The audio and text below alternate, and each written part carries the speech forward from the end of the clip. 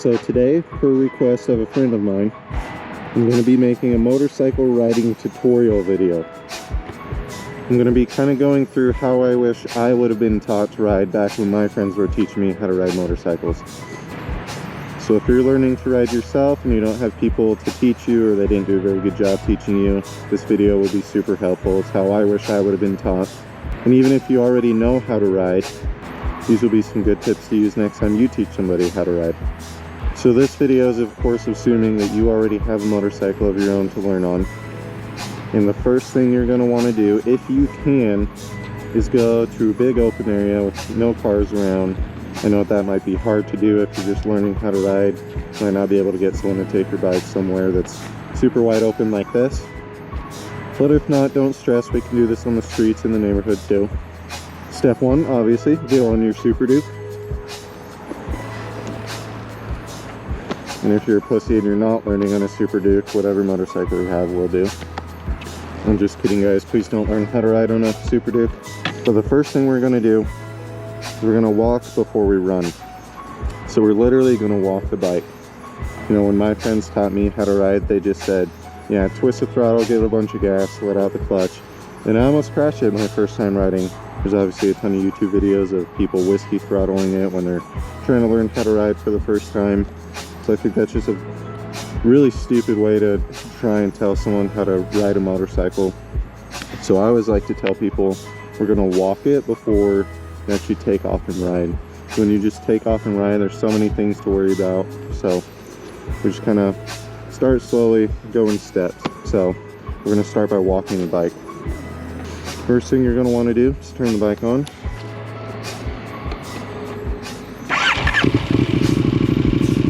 Give a couple rev bombs, make sure it's working, and wake yourself up.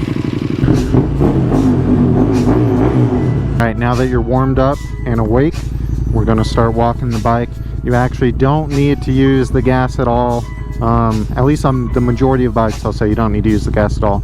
We're only going to worry about the clutch to start walking it. So you're going to pull the clutch in, shift down to first. You're just going to slowly let out the clutch, but you're not going to let it out 100%. You're just going to slowly start letting it out until the bike starts creeping forward. And so that's where the friction zone is. You're just going to slowly walk with the bike. Slowly walk with it. And if you get going too fast, you can pull the clutch in, grab the brake, and you can stop.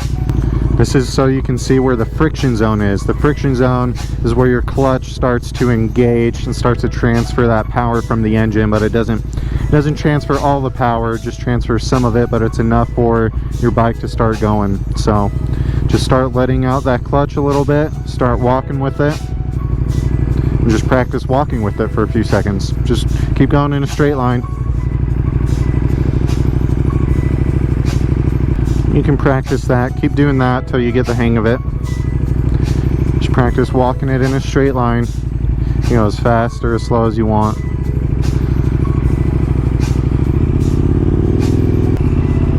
Once you get the hang of that, we can move on to this next part. Let me mention real quickly before I forget, make sure you're wearing gear while you're out here doing this. Wear a helmet, gloves, bare minimum some pants and some closed-toe shoes. Let's be safe out here. But once you feel like you're comfortable walking the bike and you feel like you understand where that friction zone is, where that clutch is going to start to engage and your bike's going to start to go forward, you'll be ready to try riding in a straight line. So we're just going to ride from point A straight to point B. We're going to stop and we'll back it up, turn it around, do it again. And what I found to be the best way to explain this to everyone is you don't need to let out the clutch all the way to start going. You don't need to drop the clutch. You know, people, when they teach people how to ride, they tell them, yeah, you got to let go of the clutch and you start going. But then people freak out. They don't know how much gas to give it. They don't know how much clutch to give it. And, you know, they end up whiskey throttling it, or they end up killing it. So what I like to tell people is, while you're doing this, riding in a straight line, you're never actually going to let the clutch out all the way. So let me show you. You'll pull the clutch in. We'll go down to first again. And so now we're going to do exactly what we were doing when we were walking the bike. but we're just going to give it a little bit of gas while we do it. So we're still not going to let the clutch out all the way. We're just going to slowly let it out, give it a little bit of gas, and it's almost like we're walking the bike faster. So I still have my clutch pulled in like 10%. I haven't let my clutch out all the way yet. I'm just giving it an ounce of gas, and I'm close to letting the clutch out, but still not 100%. And that's all you need to do. And then to stop, let off the gas, pull the clutch in. You can slowly squeeze the brake. So let's flip around, we'll do it again. And it's fine if when you start doing this, you start out by walking the bike like we did, and then just slowly give it a little bit of gas. Don't let the clutch out all the way, and then you start going. And we're just practicing going in a straight line.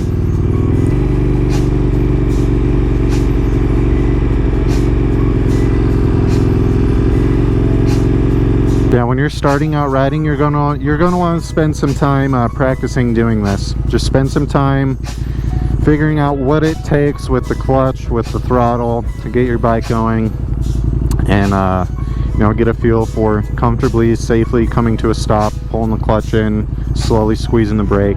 You know, there's no maximum amount of time that you should spend, you know, doing each of these steps. Just do them until you feel like you're comfortable with them. You don't have to learn everything at once. Just, you know, learn it piece by piece. So I'm going to slowly let the clutch out, give it a little bit of gas. Still haven't let the clutch out all the way. Now it's out all the way, but I'm going to decent speed now.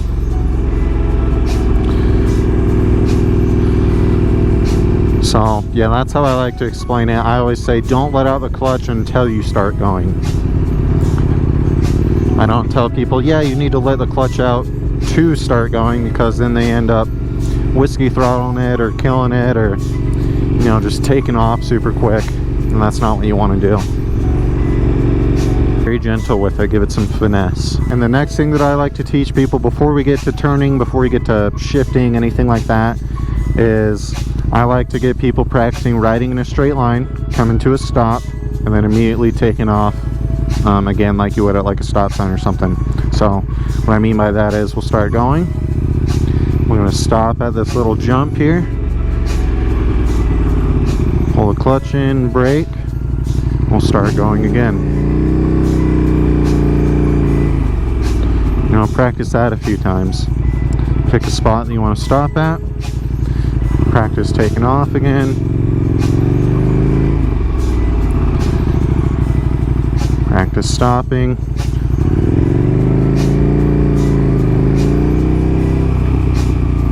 And I think it's important to have a good grasp of just starting and stopping before you start trying to learn a bunch of other stuff. So spend a few minutes practicing that, and then we'll move on to the next step. Alright, so the next thing that we're going to practice is turning.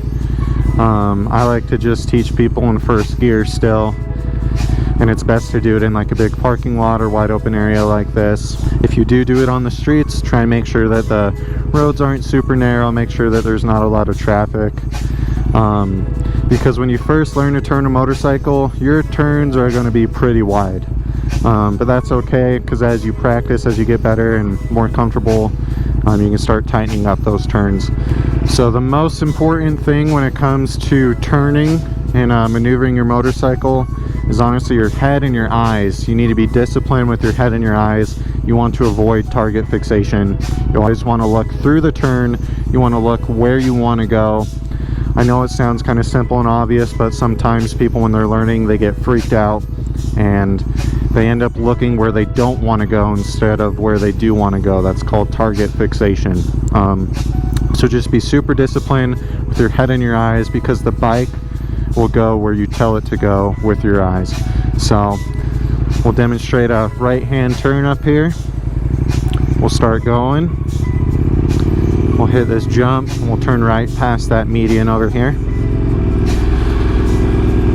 So I want to turn right. I'm going to look through the turn. Now I want to turn left, so I'm going to look left through the turn. Turn right. I'm going to look right through the turn.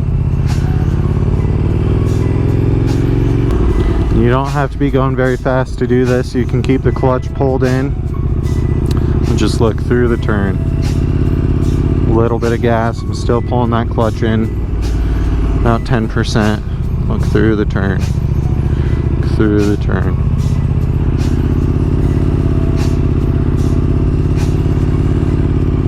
Again, we're just doing all of this in first gear.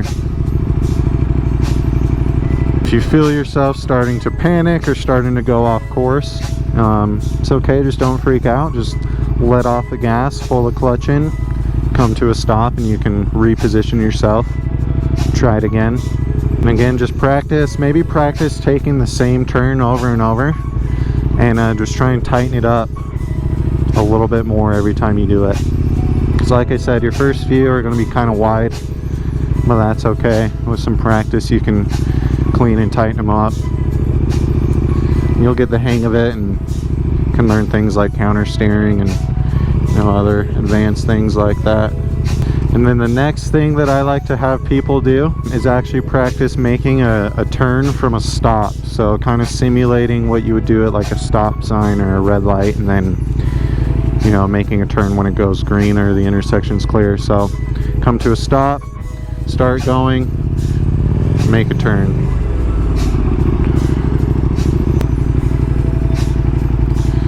I know that can be kind of hard to do. You can cheat it, you can kind of angle your bike a little bit if you want, but like I said, give it some practice and try to sharpen those turns up as much as possible.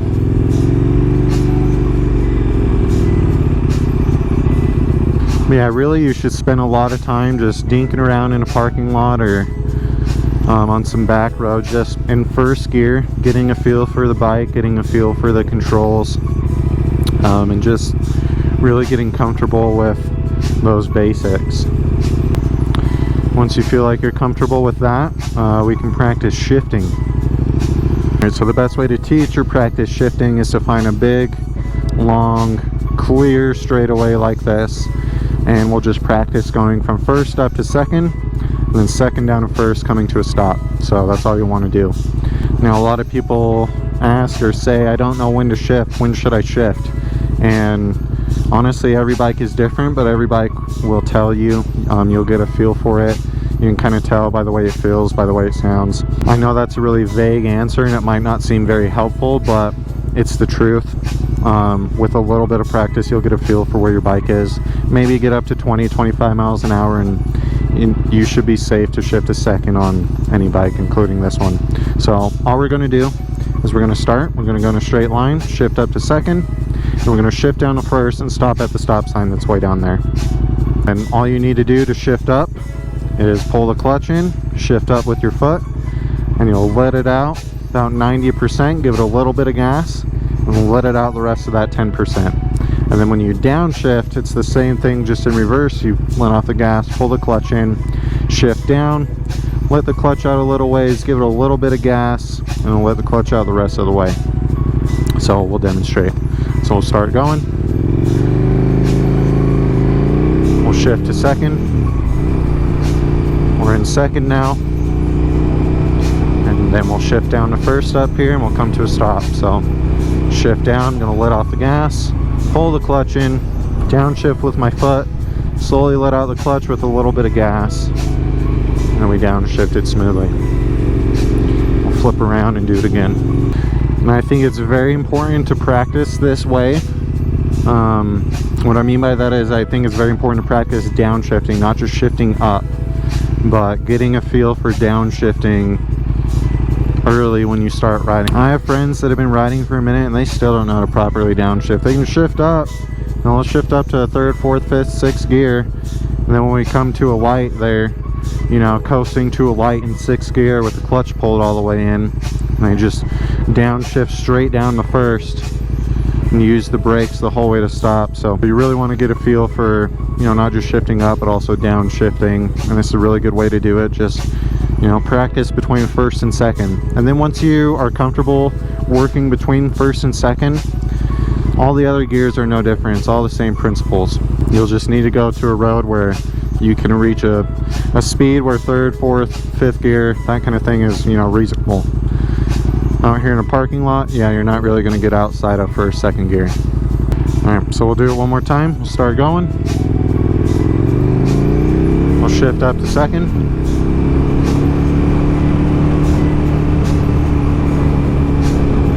And we'll shift down to first. You can learn how to do that. That's called rev matching. You can make another video on that. Those are really the basics, I think, you should be practicing, get you started riding. Another thing I highly recommend is taking a beginner's motorcycle course. There's a lot of places that offer them. I know here in Utah, the Harley-Davidson locations offer the beginner's motorcycle course. They also offer an advanced motorcycle rider course.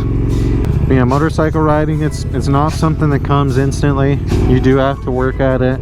Everyone makes mistakes, and that's okay. You know, it's not the end of the world if you drop your bike. It might be embarrassing, but it happens to everybody. It's just about constantly improving. You know, that's a great thing about riding motorcycles, is there's always things you can get better at, can improve on. There's always things you can learn. Just make sure you don't ride with an ego. Make sure you have a respect for what you're doing, and then just get out there and practice. The only way to get better is to continually practice. I wonder if I can get to the top of that one. My bike sounds so cool in this parking garage. I want to see if I can get to the top of this thing though. Dang it, another gate. It's dumb.